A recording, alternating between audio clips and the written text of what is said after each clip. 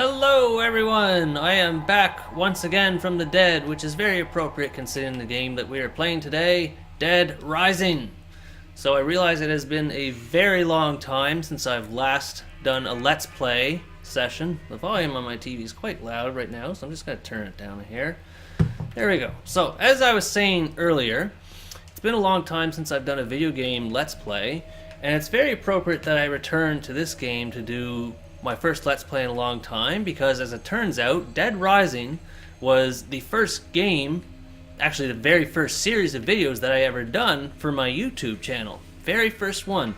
I was doing it on a very shitty, supposed to be 1080p camcorder. Not the proper thing to do in 2013, because whenever you have a camcorder, doesn't matter how pretty it is, it just looks like shit.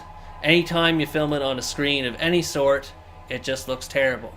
So I figured I would start this game again. I'm going to do Infinity Mode, going to show you how to get 5-Day Survivor, 7-Day Survivor, and beyond, because I'm playing this on the PlayStation 4 version. And on PlayStation 4, we are able to suspend the game. We don't have to worry about playing for 14 hours like I did in my previous playthrough. That was a very long day of eating all manners of Lucky Charms and rice and all sorts of unhealthy grains. I got my good friend Brett here, who's going to observe me, making sure this whole thing is official and on the up and up. Isn't that right, Brett? Yeah. All right. Very Wink, good. wink, nudge, nudge. And he's playing Skyrim right beside me, so he's not going to be bored the whole time I'm getting this going. But anyway, let's get started here with Infinity Mode. Yes, I want to keep Frank's current status. Have I mentioned to you how much I love this game, Brett? You know, I've kind of been aware, but reiterate. Yeah. So, this game I played since the very first day it came out. 2006 in September, way back when I was in junior high, or not junior high, just starting off high school. So, anyways, this is Infinity Mode. Now, the object of Infinity Mode is to survive as long as you can. You can't get any food items. There's no unlimited anything in this game. Whatever you find is exactly what you're going to get. So if you see this cabbage right here, that's the only cabbage you're going to get. It's not going to respawn. And in Infinity Mode, your health goes down at a slow, gradual rate. You'll notice here I have a survivor coming after me, Otis. Ah! Now, since this game, of course, is from 2006, you'll notice that the physics aren't going to be the best, and the AI is certainly not going to be the best either. As you notice, I'm just hammering away at this poor, defenseless old man. He's got a frying pan. He does have a frying pan. He's well equipped. I just picked up this baseball bat off the ground and I'm hammering him, or I guess slugging him, depending on what adjectives you want to use. So the object of Infinity Mode, as I said before, you got to survive as long as you can. You'll notice in the top left that my health is going down at a slow, gradual rate. That's why I recommend, if you're playing Infinity Mode, to do this at level 50, because all of your skills will be maxed, your life will be maxed, your attack will be maxed, and especially your stock will be maxed, so you'll be able to hold as many items as possible. And it just makes sense because you have all the advantages that you want. So food items, as I've said, if you pick them up wherever you see them, like this squash here, you see this, Brett? If you pick up this squash here, you better hold on to that because it's not coming back. Now, it's only that squash. It's the only squash that exists in that part. And normally you have unlimited. Oh, I effed that up. Normally you only have, you'll have unlimited access to all kinds of foods. There's a restaurant, there's multiple restaurants, and you could just exit an area and come back, and then if you picked up that food, it'll respawn at that counter wherever you found it. But if you pick it up, then in Infinity Mode, if you pick it up in that spot, it's not going to come back. And I think the spots for all the food from the story mode are switched around anyway in Infinity Mode. If you found a pie at a certain spot in the campaign, its spot will most likely be changed in Infinity Mode. It will not be found there. It just depends on where you're at. So I've been doing all this jibber jabber the whole time, and I realized I have not found books that I'm looking for. So, because you want to survive as long as you can in Infinity Mode. Books help you survive. So, in Infinity Mode, there's 3 books that we're looking for. And this is going to be very unprofessional about me because I cannot remember what they are. But I do know what their purposes are. The books are there, so in this game, there are different types of books that give you certain types of abilities. And one of the abilities that's helpful in Infinity Mode is that you can get an increased amount of health for the food that you eat. So, like the food you eat goes further. Yeah, so if you pick up the necessary skill books, this cabbage that I'm holding, which only restores 1 health point, it would restore like 2 if I held the right kind of book. That's 100% more. 100% more, there you go. They did the math. So, if I get 3 books, I want to pick up this entertainment book because it's going to be helpful for later. If I had 3 health books, the right books, then this cabbage would instead heal 3 health blocks instead of 1. So it's very important that you find... I don't want the horror novel. It's very important that you find all the necessary books. Engineering, that's the next book I want. So now that I have those 2 books there, I need to find 4 more books on my mind. And... yeah, because there's 1 more book that I want that's unrelated, and then I need the 3 other health books. Well, who's the last book related to?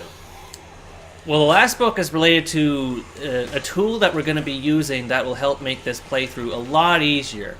It's books that are used for the small chainsaws.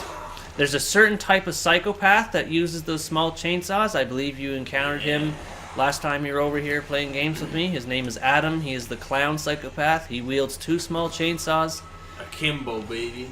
Yeah, so we're going to be using those books to help upgrade the length as to how long those small chainsaws stay in our inventory. They already last a long time as is, but when you get those 3 books, they last practically forever. Like, it's just crazy. And the amount of damage they do is insane. It's insane in the membrane, I tell you.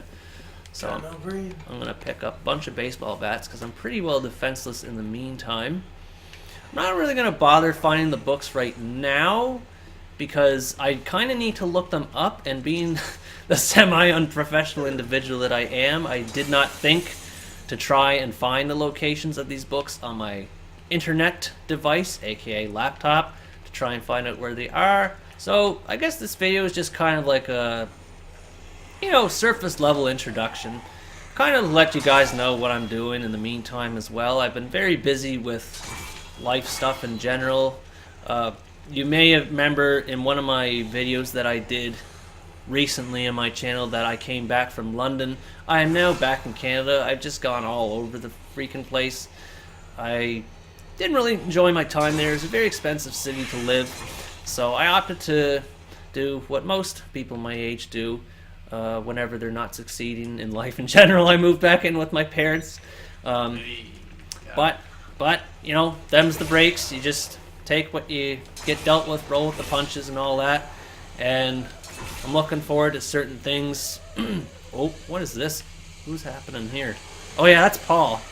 Paul I just kind of ignore. I'm actually going to turn the volume down again because that's a little bit loud. I forgot how loud this game can be. Paul, he is the Molotov cocktail wielding psychopath. But here he seems to have... Whoops. He also has... He also has RC cars. I just realized I have raw meat in my inventory, so I need to go find a microwave. Oh, it'll go rotten, will it? It will, yeah. That's no good. Yeah, this game had a lot of detail back in 2006, and even, of course today as well, which was what blew my mind back then, was how much detail was crammed into such a small game. And even back in 2006, when you look at the game, like... look at what it accomplished. Like, look at all these zombies all over the place. This is what the 360 did. Just look at them. And you can tell there's, like, dated textures here and there, and there's some dated design to the mechanics and all that sort of stuff. But whenever you really look at it, it's amazing what Capcom was able to accomplish with this game back in 2006. I really, really admired this game. back when it first came out. I played the demo non-stop, I tell you. When it first came out, I went as much as I could. Like, you couldn't leave this area, Paradise Plaza. You could not go anywhere else, because if you moved to another area, it would trigger a cutscene, and then the game would end after that cutscene, and it would go straight back to the demo screen, or the title screen for the demo, rather. So you were stuck with Paradise Plaza. And I remember it gave you all sorts of weapons whenever you started the demo. Like, it gave you a shotgun, it gave you a sledgehammer, and it gave you a couple other things. I don't remember. But I remember the shotgun and the sledgehammer. That was on a 360 demo. Which was, if we're counting the current month and year right now, January 2019, that was 13 years ago, roughly. And that's pretty sad to think about how old we've gotten since then. You know what I mean? Yeah. Time flies. But I find that these old games are really the best, because I think the newer games that come out these days, they get caught up in a lot of the ambition that they have with the newer hardware and the more advanced specs that they have with the newer generation consoles. And of course, with this newer tech comes the ability to play these older games kind of the way they intended. Like, this game is 60 FPS, and that's what I'm recording on. I'm playing in 60 frames per second. Carlito is going crazy on the awning back there, so I'm just gonna kind of ignore him until I cook this meat. But yeah, I imagine, Brett, you've been playing a lot of older games too recently, have you? Yeah. I'm playing Skyrim. Yeah, that's right. You're playing Skyrim, and but that's First time. appropriate, yeah, because it's the first time you ever played Skyrim. Any Bethesda game, really. Really, any Bethesda game? Anytime I gave it a solid try, you know. Yeah, because I remember you mentioned playing Fallout New Vegas for like, what was it? Probably 10? got like an hour into it. Oh, an hour. Okay, I thought it was only like 10 minutes or something. Wasn't giving you enough credit. Well, that's fair. I probably only got like as far as most people got in 10 minutes. Okay, he's reloading. I'm gonna try and get him with a katana. Oh, okay, I did half his health there. Stop shooting me! Let me get up. There we go. He died. Whoops, and there goes the steak. See, you gotta watch your food in this game, because one time, like, I spawned, what was it? I think it was a steak here, actually, in my last playthrough, and it spawned, like, something, like, up here, like, on this alcove here, and I could just barely get it. Like, I had to shimmy Frank around the ledge in order to get it. So, another problem with some of these older games, you just don't know what the physics is going to do to you. But on a side note, this game's engine actually holds up pretty well, because as I understand it, Capcom is still using it for some of their newer games, like Monster Hunter World, and that game got really rave reviews. I have not played it. I want to. I just don't have the money to play it right now, which is kind of why I'm sticking to these older games. I got this when it was on sale recently for $10, and I've just been playing it nonstop. Easily one of my top, I don't know, maybe 30 games of all time. It's certainly up there. It's one of my favorite, for sure. But anyways, it's about 15 minutes in, so I'm actually going to do some research that I should have done, as always, prior to recording. I'm going to look for those skill books for food, as well as the last book that I need for those small chainsaws. We're going to call it quits for here, and I'll be much prepared for next time. So until next time, thank you for watching. I hope you enjoyed it, and stay tuned for the next part.